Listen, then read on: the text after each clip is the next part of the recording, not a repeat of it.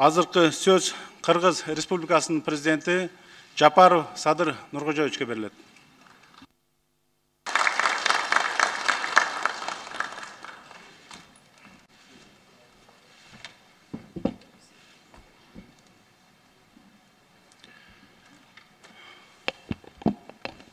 Саламатсыздарбы, урматтуу депутаттар, ардактуу эл өкүлдөрү.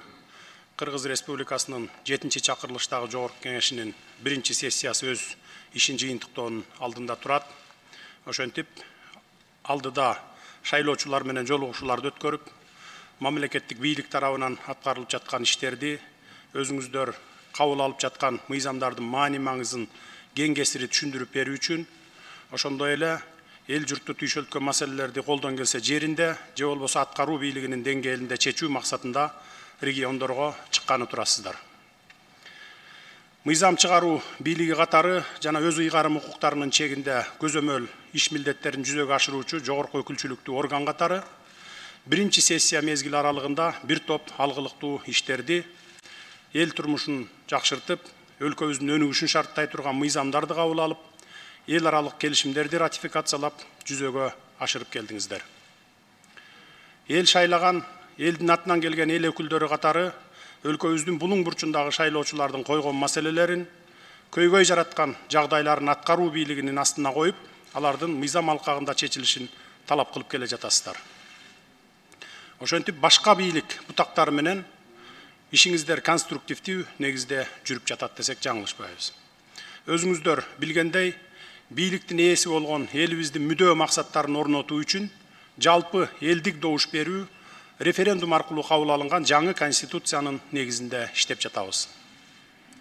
Ошол кабыл алынган жаңы конституциянын негизинде президенттик шайлоо өткөрүлүп, жыйынтыгында мен да президенттик антымды бергем. Ал эми силер Жогорку Кеңешке пропорционалдык, мажоритардык аралаш система менен шайланып келгенсиздер. Мен дагы жалпы Жогорку Кеңештин депутаттары, сиздер дагы эл үчүн, элибиздин бакубат турмуш үчүн кызмат кылабыз деп ант бергенбиз. Менин айтайын деген оюмдун өзөгү өлкөбүздүн өнүгүшү үчүн саясий экономикалык туруктуулукту камсыз кылуу жана элдин социалдык абалын жакшыртууда жатат. Буюрса, 7-чи чакырылыштагы Жогорку Кеңештин шайланып келиши менен бийликтин калган бутактары мыйзам чегинде куралып, өлкөдөгү саясий абал турукташтырылды. Андан соң аткаруу бийлиги болобу, же парламент депутаттары болобу, элдин турмушун жакшыртуу, экономиканы көтөрүү максатында демилгеленген мыйзам долбоорлорун чогуу чаран талкуулап, мыйзам чегинде колдоп келе жатасыздар. Натыйжада бир катар алгылыктуу мыйзамдар баштаган бир топ олуттуу маселелер каралып, кабыл алынып, иш жүзүнө ашып келет. Урматтуу парламент депутаттары, сиздер менен эриш аркак кызматташуунун аркасында мамлекетибиздин казынасын толтурууда салык менен бажыдан түшүүчү каражаттарга катуу көзөмөл жүргүзүлө баштаган. Сөзүм куруу болбош үчүн 2 жылдык сандык маалыматтарын келтире кетейин. Маселен, 2021 жылдын алгачкы 6 айында салык кызматынан 47 миллиард сом каражат чогулган болсо, 2022 жылдын 6 айынын жыйынтыгында 68,8 миллиард сом киреше топтолду. Ал эми 2021 жылдын январь-июнь айларында бажы кызматына түшкөн кирешенин көлөмү 20 миллиард сом болсо, 2022 жылдын ушул эле 6 айынын ичинде бажы төлөмдөрүнүн кирешесинин жалпы суммасы 31 миллиард сомду түздү. Айырмасын өзүңүздөр көрүп жатасыздар. Ал эми социалдык багытка республикалык бюджеттен үстүбүздөгү жылы жалпы жонунан былтыркыга караганда 40 миллиард сомго көп каражат бөлүнүп берилүүдө. Өлкөбүздө эң маанилүү болгон энергетикалык коопсуздукту камсыздоо үчүн быйыл 12,5 миллиард сом бөлүнүүдө. Салыштыруу үчүн айта кетсек, 2021 жылы энергетикалык коопсуздукка 3,4 миллиард сом эле бөлүнүп берилген. Мектептерди, медициналык мекемелерди жана башка социалдык жаңы объектилерди куруу башталып, бирок бүтпөй калган объектилерди бүткөрүү үчүн быйыл 13 миллиард сом бөлүп жатабыз. Бул 2021 жылга караганда дээрлик 2 эсеге көп. Эми урматтуу эл өкүлдөрү, калган сандык маалыматтарга токтолбой эле коеюн. Жакынкы күндөрдө аткаруу бийлигинин башчысы катары өзүм төрагалык кылып өкмөттүн жыйынын өткөрөм. Ошондо бардык министрликтердин жарым жылдык отчетун угуп баа беребиз, жыйынтыгында тиешелүү тыянактарга келебиз. Учурдан пайдаланып, бүгүн министрлер кабинетинин мүчөлөрүнүн эл алдында, эл өкүлдөрүнүн алдында ант бериш менен куттуктаймын. Нарк билген, салт сактаган улуу кыргыз элинде ант берүү жөрөлгөсү жөн эле катардагы көрүнүш эмес.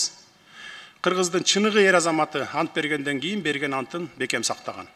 Сиздер да кыргыз элинин наркын сактап, берген антыңарга бек туруп, эл үчүн татыктуу иштеп, кийинки муунга үлгү болгула. Акылбек Жапаров башында турган министрлер кабинетинин иш ыргагына, темпине кошулуп, аткаруу бийлигинин ишмердүүлүгүн арттырууга ыкчам киришкиле. Сиздердин тажрыйбаңыздар жетиштүү деп ишенем. Ошол эле маалда кураторлук кылган тармактарыңар боюнча талаптагы катуу болорун эскертип коеюн. Бүгүнкү күндө жаңы келип, ишке көнүшүп, бара-бара аралашып сыноодон өтүүгө убакыт да жок, шарт да жок. Замандын талабы ушундай болуп жаткан кез. Урматтуу депутаттар, биз сиздер менен биргеликте салык чогултуу, бажы төлөмдөрүнөн кирешелерди көбөйтүү менен отуруп калбастан, кумтөр маселесин жолго коюп, мыйзамдаштырып, жалпы бюджетибизге кошумча киреше булагын пайда кылдык. Анын негизинде коомчулуктагы эң негизги 3 кесиптин ээлеринин, мугалимдерибиз, дарыгерлерибиз жана маданий кызматкерлерибиздин айлык акыларын эселеп көтөрүүгө жетиштик. Буга чейин да айттым элем, эми дагы баса белгилеп кетейин. Калган тармактагы бардык кызматкерлердин эмгек акыларын Кудай буюрса, алдыдагы 1 августтан тарта көтөрөбүз деген конкреттүү пландарыбыз бар. Кудай буюрса, бардык тармактардагы мамлекеттик кызматкерлердин айлыктарын 1 августтан баштап көтөрөбүз, мугалимдердикиндей кылып. Ири долбоорлордун бири Камбарата 1 кесин курууну колго алып жатабыз. Кытай, Кыргызстан, Өзбекстан темир жолун эмдиги жылы баштайбыз деген жакшы ниет менен 1 кадамдарыбызды жасадык. Бул ири долбоорлор жүзөгө ашып кетсе, кумтөр сыяктуу эле ири киреше булактары пайда болот. Мына ошондо калайык калк, сиздердин шайлоочуларыңыздар байма-бай коюп келе жаткан социалдык экономикалык көйгөйлөрдү четинен чече баштайбыз. Кыргызстан демократиялык өлкө экендигин байма-бай айтып келебиз. Элибиздин менталитетинде, канында демократия элементтери болгондуктан, баш мыйзамыбыздын 1 беренесинде дагы Кыргызстан демократиялык өлкө деп белгиленгени жөн жерден эмес. Өлкөбүздө ар бир жаран эркин ой жүгүртүүгө, ой пикирин ачык айтууга укуктуу. Ошентсе да, дал ушул эркиндикке, демократия принциптерине жамынып алып, жогорудагыдай киреше булактарына ар кандай негизсиз сын пикирлерин айтып, саясий упай топтоого далалат кылган саясатчыларыбыз дагы жок эмес.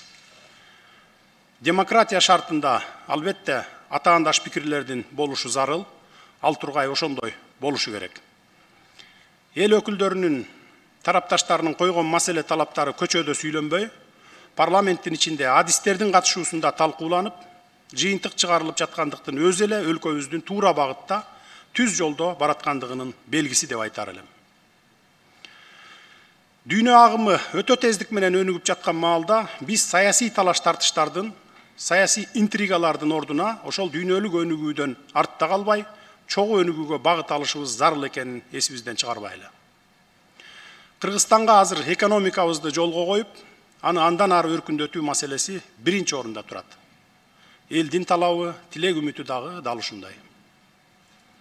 Урматтуу эл өкүлдөрү, биздин алдыбызда өлкөнүн сырткы карызын төлөө, каржы булактарын табуу керек деген чоң маселебиз бар, аны билесиздер. Тагдырдын жазмышы экен, бул чоң көйгөй менин учурума туш келди.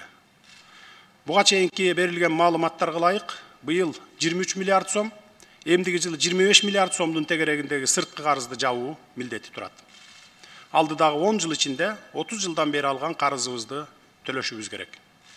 Төлөй албасак, өзүңүздөргө белгилүү болгондой, өлкөнүн беделине шек келтирет. Бирок биз элибизге убада берип, бийлик башына келгенден кийин сырткы карыз сындуу олуттуу маселелерди чечүүгө да чечкиндүүлүгүбүздү көрсөтүшүбүз кажет.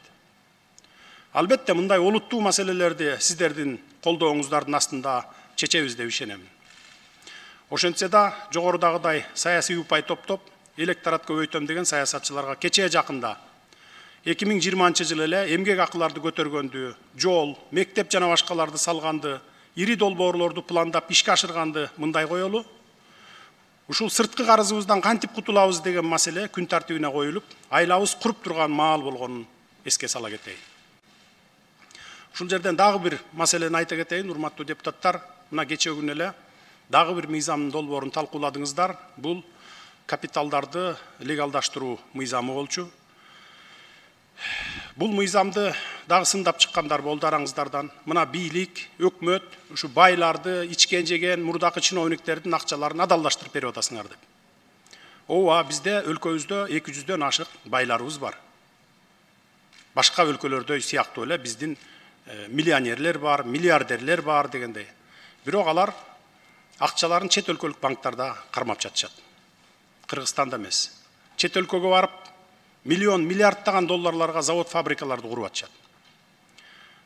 Былтыркы октябрь окуяларынан кийин колдон келишинче, өзүңүздөр билесиздер, эл дагы күбө, колдон келишинче алдын 2 миллиард, артын 100 миллион долларга чейин төктүрүп, колдон келишинче баарын алгандай болдук.